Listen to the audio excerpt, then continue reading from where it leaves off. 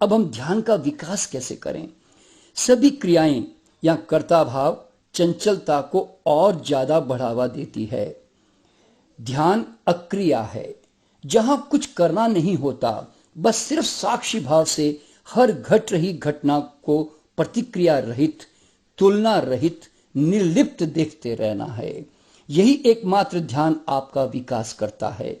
साक्षी भाव के अभाव में सारे ध्यान के प्रयोग अच्छे लग सकते हैं, उससे थोड़ी देर आनंद भी अवश्य मिलता होगा, आप कहीं खो भी जाते होंगे, परंतु आपके भीतर प्रगति नहीं होती।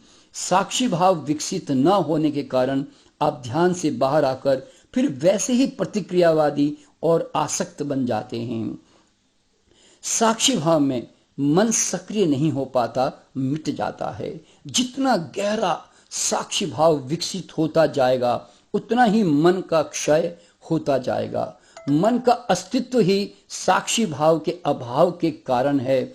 इसलिए मन से कभी मुक्त होने की कोशिश न करें, मन से लड़ाई न करें, इसके उल्टे साक्षी भाव को विकसित करने का प्रयास करें। श्वास के अंतराल को भी महसूस करें। श्वास भीतर जाने के बाद 1 सेकंड के लिए सब कुछ रुक जाता है, शून्य हो जाता है। उस गैप यानी कि अंतराल को महसूस करें।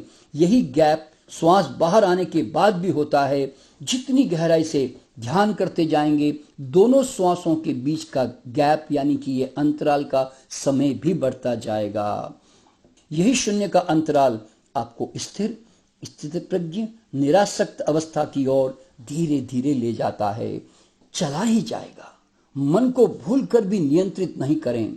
चंचलता को भगाने की लड़ाई न लड़ें, बस चंचलता को चुपचाप देखने की आदत का विकास कर लें।